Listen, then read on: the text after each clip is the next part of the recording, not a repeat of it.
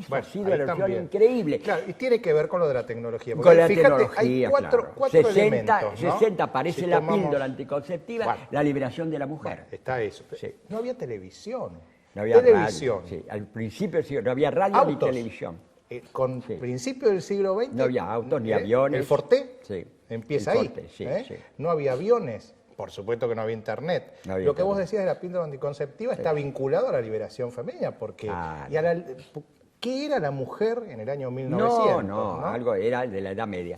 Cambió completamente. Pero yo todavía recordaría otro que poca gente hoy se acuerda. Porque todo el mundo pone los años 60 como la década, como el hito donde comienza una vida de libertad, los jóvenes, las mujeres, las minorías, negros, homosexuales, etcétera. Fue realmente una revolución. Pero hay como un borrador de esa gran revolución de los años 60, que hoy es un poco olvidada, que son los años 20. Los años 20 hubo una modificación silenciosa. Bueno, son los años que aparece la radio, Claro, el cine, sí. etcétera. Fíjate que pero hay un detalle que es completamente olvidado, que en los 20 surge el control de la natalidad. Mis abuelos, que eran, digamos, de la década del 10, tenían 10, todos tenían 7 a 10 hijos. Eso era lo normal, era eso. Lo normal era eso.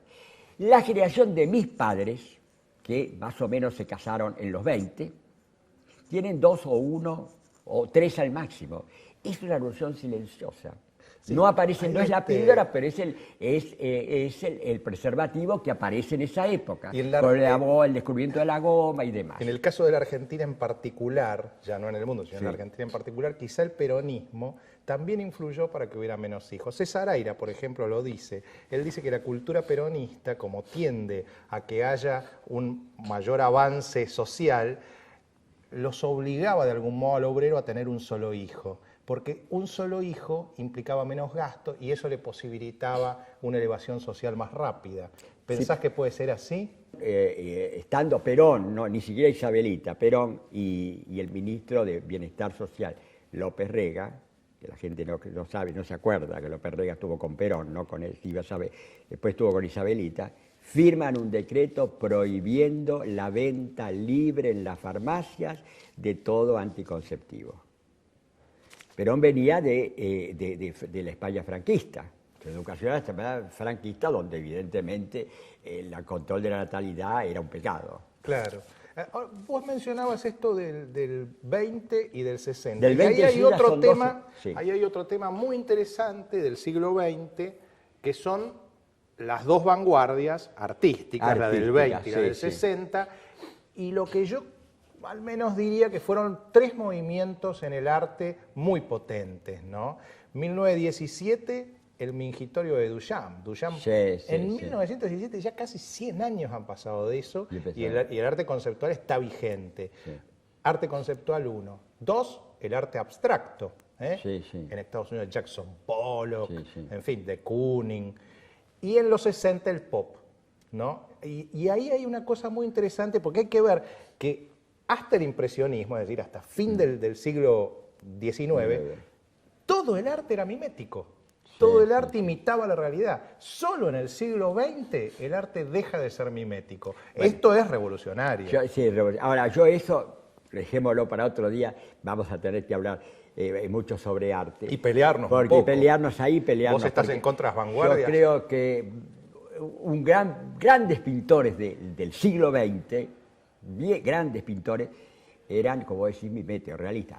Hopper, por ejemplo, que es uno de mis pintores preferidos, o en España, López García. Sí, el primer Picasso era... El primer Picasso, sí, por ejemplo, pero, Matisse, claro, a cierto punto. Lo que pasa es que me parece que la revolución del arte en el siglo XX es que deja de ser estético y pasa a ser ético. Fíjate vos que los museos pasan a ser las catedrales modernas, ¿no? Y el museo ya no es un lugar de contemplación, y pasa a ser un lugar de reflexión. Sí, bueno, eso, claro, ahí tendríamos que desarrollar mucho la teoría de la muerte del arte, la concepción vanguardista de que el arte está indisolublemente ligado a la vida. Y por eso justamente Duchamp el ready-made. todo el mundo tiene que ser artista.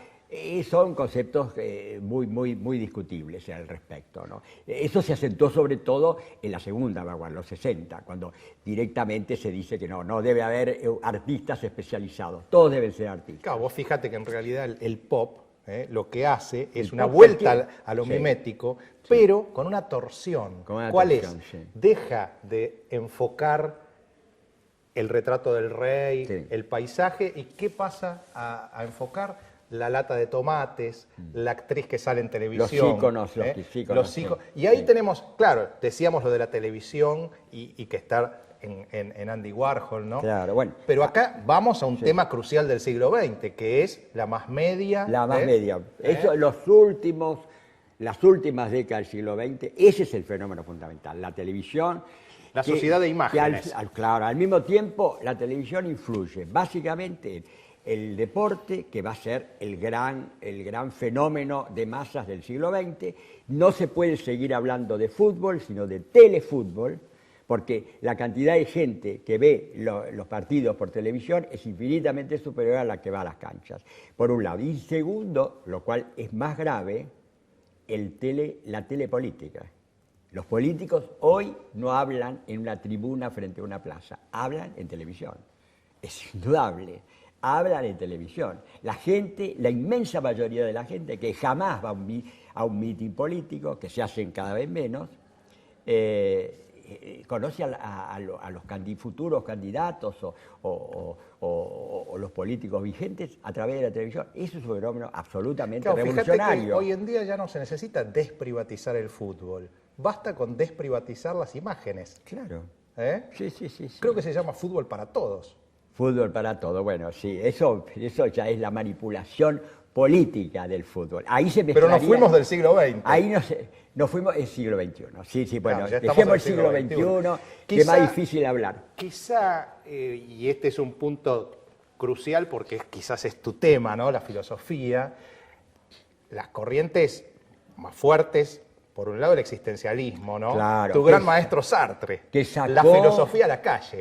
Sacó la filosofía de la cátedra y la tiró a la calle. Una cosa única, ¿no? Porque Schopenhauer también era un filósofo bastante popular, pero dentro de ambientes más o menos de la bohemia, más o menos. Pero Sartre todo el mundo sabía. Hay un tango que se llama Che existencialista. Fue una cosa única, porque claro, Sartre, además de filósofo, era autor de teatro, novelista, hacía cine, en fin, y además él se exhibía en los cafés, era un hombre muy de la calle. Fue un fenómeno único, el de Sartre fue un fenómeno único. Pero después viene el estructuralismo, que también es una gran moda, pero es una moda académica. Levi Strauss. Sí, pero es una moda académica. Fuera de la academia fíjate no que llega. Lo interesante de Sartre, que vos decís de la filosofía de la calle, es la consistencia del mensaje interno del existencialismo con esa idea de llevarlo a la calle. Porque el existencialismo, ¿qué es? La existencia precede a la esencia. Sí. Dejemos de lado el tema del nociológico, el tema del conocimiento, y lo central es el tema del suicidio. Creo que lo dice Camus en un libro, ¿no? El mito de Sísifo, me parece. Camus, el primer punto es el tema del suicidio. Si decidimos vivir o no vivir, eso determina todo. Entonces, claro, los problemas humanos, la vida, la muerte, la esperanza, son los grandes problemas de la filosofía si damos vuelta a la cosa, ¿no? Como una y ahí media. estarían los dos existencialismos. El primer existencialismo, que sería el de Heidegger, que era un hombre muy hermético, con un lenguaje muy difícil, inaccesible para grandes multitudes, pero que va a tener incidencia nada menos que en el nazismo. Es el filósofo oficial, uno de los filósofos oficiales del nazismo, porque era todo lo contrario a lo que podía ser un filósofo mundano, era un hombre casi una especie de profeta, y bueno, incidió muchísimo en el nacionalsocialismo. Él era rector de la Acá universidad. tuvimos un existencialismo, pero un famoso escritor existencialista que fue una especie de mezcla de los dos, ¿no? Estoy pensando en Sábato. Bueno, es una versión muy modesta, diría yo. Bueno, vos sos muy malicioso. Demasiado más modesta. Vos sabés que había un chiste la otra vez. La gente es muy mala, ¿no? Yo la verdad que lo quiero mucho a Sábato porque en su momento él me recibía, y sobre todo Matilde Kuminski, me recibían en la casa en santos lugares con mucha generosidad. Pero la otra vez alguien me preguntaba, decía, estaban charlando y dice, viste que ahora Sábato pinta, bueno, ya tampoco ahora pinta, Sí, sí, tiene no. 99 Sí, sí. años, ¿no? Viste que pinta, y el otro le pregunta, ¿y cómo pinta? Y le dice, ¿y cómo escribe? Y el otro le responde, ¿tan mal? No, pero de Sábato hay que recordar algunas cosas. La ironía de la historia quiso que presidiera una comisión La CONADEP. para investigar. Y bueno, gente se olvida o no conoce que Sábato apoyó la dictadura de Onganía, hay reportajes, hay entrevistas, y apoyó la dictadura de Videla. Bueno, lo de comió Videla con me parece Videla. que es problemático, porque en realidad es aquel famoso almuerzo, Si ¿no? no, además del Es almuerzo, problemático. cartas, no, cartas a los exilados diciendo que tienen que volver, que le están haciendo mal al país, y después el apoyo de Galtieri en la guerra de las Malvinas. Bueno, Yo y creo en que el eso- Mundial de Fútbol ahí sí Y aparece en la Mundial de película, Fútbol ¿no? También, sí. en el Mundial de Fútbol, que es una manipulación política total de Videla, él apoyó. No, Eso es independiente, porque Héroes y Tumbas creo que es una gran novela. Bueno, pero Una gran novela desde argentina del ya, siglo XX. Desde ya. Pero, Algún día tenemos que hablar de literatura. Pero el tema es que Sábato está considerado como un ejemplo de hombre cívico, de ética cívica, y eso puede ser maravillosa esa Héroes y Tumbas, eso se puede discutir, pero no es un modelo de hombre cívico, un hombre que apoyó dos dictaduras. Ahora hay un tema también del siglo XX que es el tema de la música. Es como el nacimiento de algún modo de las músicas populares, ¿no? Bueno, de todo, claro, de todas las artes populares. Y de la música popular, las dos grandes, yo creo que las dos grandes. El jazz y el tango. Tango y el rock, ¿eh? El rock es el segunda me parece mitad. que es una... Sí, pero desde el punto de vista estrictamente, a mí me interesa mucho la música y he escuchado mucha música, llamémosle lo que se llama clásica, mal llamada clásica, digamos música culta.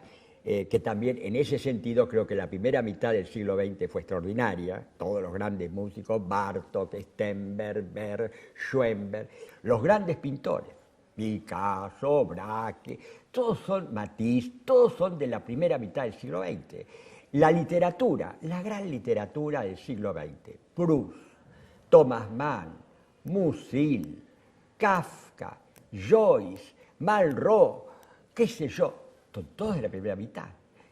No hay en la segunda mitad. Bueno, vos sos un poco equivalentes. injusto con las vanguardias. No, pero te estoy dando nombre. Podés dar nombre de grandes novelistas. Bueno, Borges es un autor de la segunda mitad. No, las grandes obras de Borges son también de Bueno, 40, 50. Ahí empieza la ficción, sí, está bien, sí. por ahí. Pero ahí está. la gran, Pero la gran cultura consagración de Borges fue segunda mitad. Pero la formación de Borges es Borges es un hombre desde el temprano. Vos sabés que hay una cosa que era interesante porque Borges en algunos momentos, él, viste que nació en 1899, Sí. y se ponía 1900 cuando le Para preguntaba. ser redondo. Porque quería ser moderno. Sí, sí, quería sí. ser moderno, Bien, quería bien. ser del siglo XX. Además queda bien. Pero el fíjate ser- vos, Sí. para resumir un poco la idea, tenemos las democracias, expansión de las Sí. democracias, la tecnología que revoluciona Eso fue todo. la gran revolución. En el arte, a la realidad.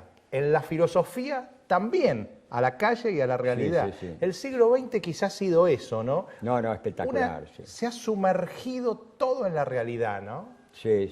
Bueno, pero en cualquier momento nos vamos encontrando y vamos desarrollando todos estos Pero temas de a cada uno, ¿no? una de estas cosas que hemos dicho da para una sentada en una mesa de café o en cualquier parte, desde ya. Y nos olvidamos unas cosas fundamentales. Terminamos con el siglo XX, lo terminamos con la gran revolución informática, que es indudable. Pero lo empezamos con una revolución que no sé si no es más importante. La electricidad. La electricidad cambia todo. Claro, Sin ¿te acordás de electricidad- los comedores de papas de Van Gogh? La electricidad. Fíjate, Van Gogh es sí. fin del siglo XIX. Fin Los del comedores de siglo- papas están a oscuras. Eso es la revolución espectacular. A tal punto que Lenin, cuando le dicen qué es el comunismo, defina el comunismo, Lenin dice, Soviet más electrificación. A tal punto, era fundamental, cambió la vida. La Ya noche. no ha quedado nadie. Acá nos van a apagar la luz en el Club del Terminamos, Progreso. Así que sí. vamos a tener que irnos. Volveremos al Club de Progreso. Y no seremos millones, vamos No. a ser 2. Chao.